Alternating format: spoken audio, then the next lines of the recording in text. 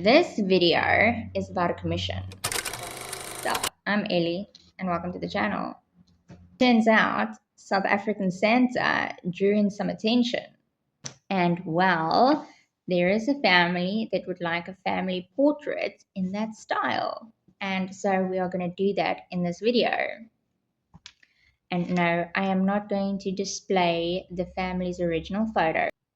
I use the AI to generate very specific references, but just to serve as a guide. I don't actually replicate the references.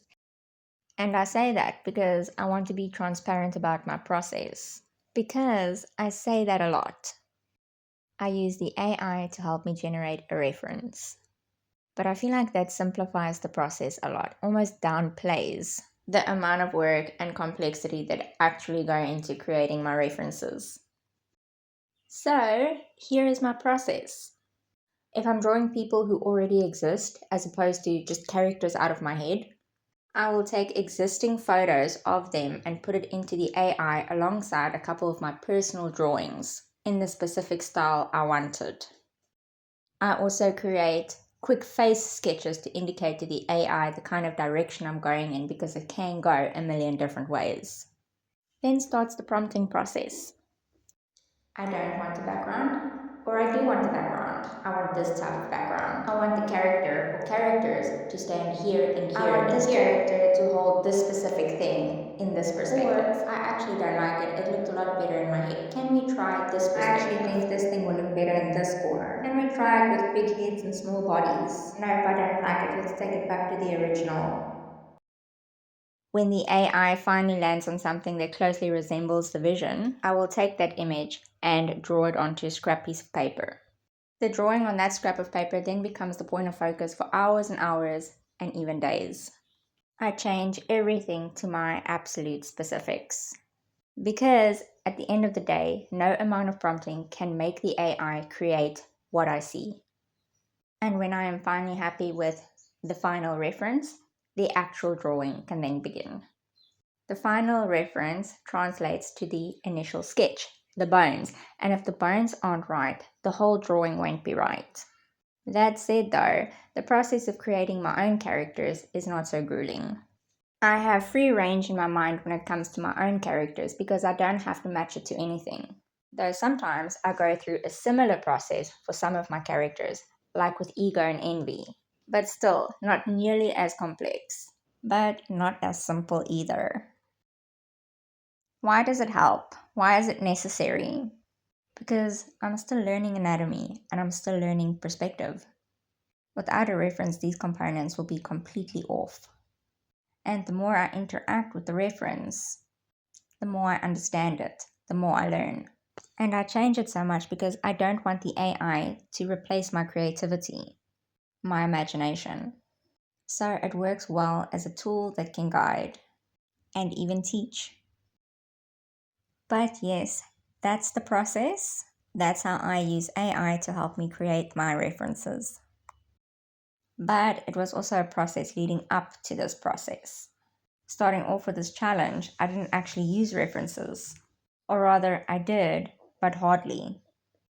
Anyway, I think that's about enough of my process. And I can finally tell you about this commission.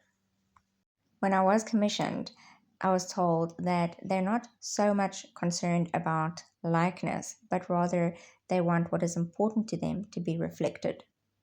For them, that's the family unit and braaiing. For the non-South African viewers, braaiing is barbecuing, something that they value as a family, and the little boy even has his own mini braai. I've never seen that before, but it's so cute. So that's what I focused on. The little boy and his dad in their original pictures also wore matching pajama pants. The dad's pants had patches on that said best dad, and the boy's pajama pants had patches that said best son. So I decided to reflect that in the drawing, but also carry it over onto the mom's pants.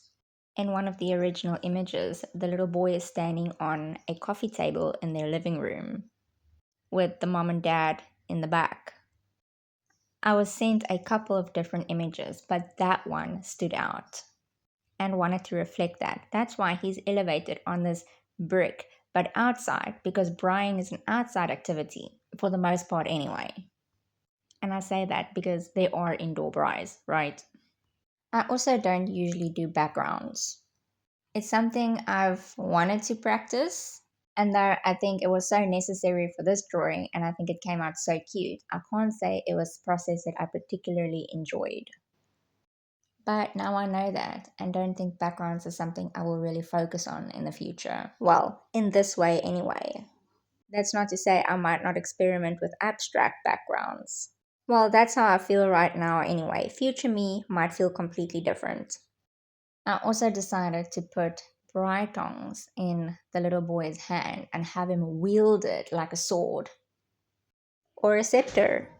Like he's saying, that's right, I am the braai king. It's these little nuances that make this type of thing fun for me.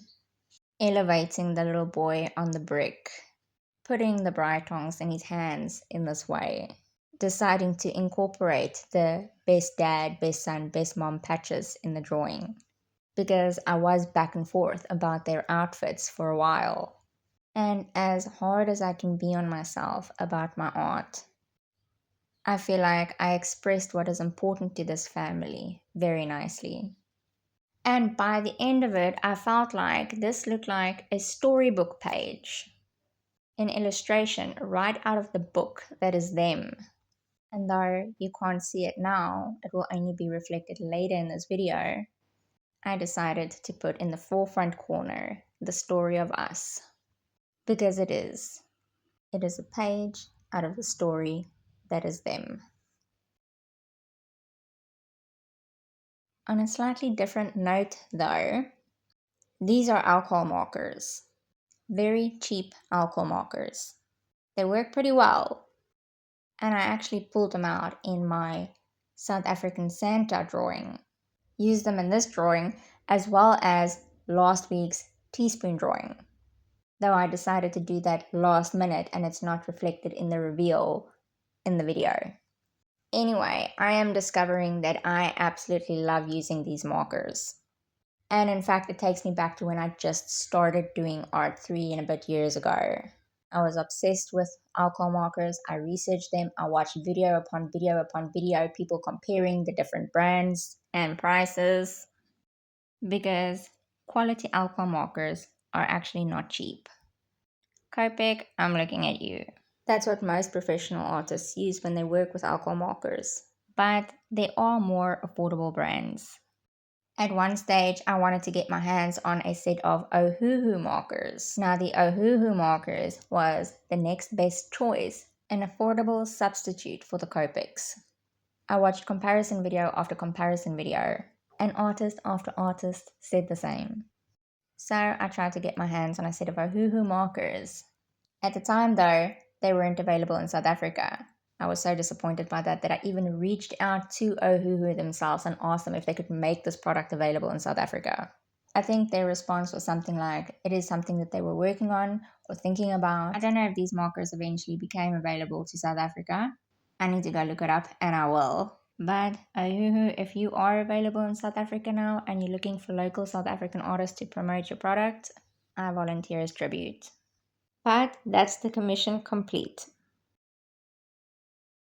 That's it for this video. Thank you so much for your time. Thank you for watching. Let me know in the comments, what do you think? Do you like this commission? Did I do well?